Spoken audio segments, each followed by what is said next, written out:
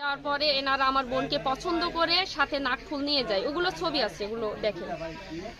ছবি কি দেখাবো? হ্যাঁ হ্যাঁ হ্যাঁ দেখান।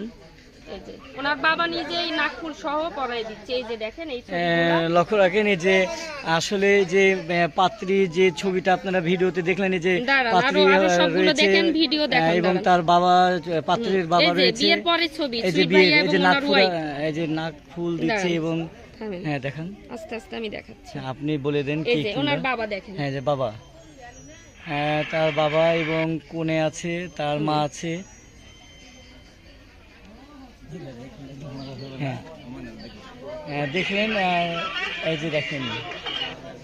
তো যাই হোক তারপরে ঘটনা পরবর্তীতে ওনারা নাকফুল পরে চলে আসে। আসার পরে ওনারা বলে যে তার মামাতো বোনের বিয়ে 14 তারিখে, ঠিক আছে, পরবর্তী মাসে 14 তারিখে বিয়ে হয়। এই যে আপনার ইয়াতে আপনার আপু ওই ভাইয়া, আপু সুইট ভাইয়ার মামাতো বোনের কোন গ্রামে বিয়ে হয়েছিল? ওটা 14 তারিখে বিয়ে হয়েছিল না সুইট ভাইয়ার মামাতো বোনের? ওটা কোথায়, ওইটা কোন গ্রাম বলছিল? ভবানীগঞ্জের দিকে, ঠিক আছে, বাগমারা ভবানীগঞ্জ। হ্যাঁ, ওই বিয়ের জন্য আমাদেরকে ডেট তারা পিছিয়ে দেয় যে 14 তারিখে বিয়ের পরে আমরা সিদ্ধান্ত নিব আপনাদেরকে কবে ডেট দিব। তার এই 14 তারিখ পর্যন্ত আমরা তাদের জন্য ওয়েট করি। 14 তারিখের পরে সুইট ভাইয়া বলে যে আমার বস আসে নাই, হ্যাঁ বিদেশে আছে, আসার পরে আমরা এটা সিদ্ধান্ত নিব কবে ছুটি নিব। 14 তারিখের পর আস্তে আস্তে ওনারা দিন ইয়ে করে।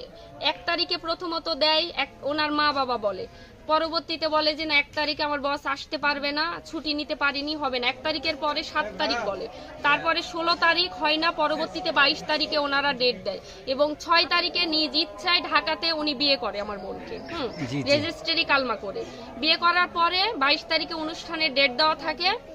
এই ডেট অনুযায়ী আমরা 800 লোকের আয়োজন করি। আমার নিজ গ্রাম হচ্ছে রাজশাহী জেলা মোহনপুর থানা কেশরহাট পৌরসভা বাক্সইল গ্রামে। 800 লোকের আয়োজন। এখান থেকে এনারা বরযাত্রী 200 জন যাবে এবং 600 জন আমাদের নিজের আত্মীয় স্বজন নিয়ে 800 জন লোকের আয়োজন।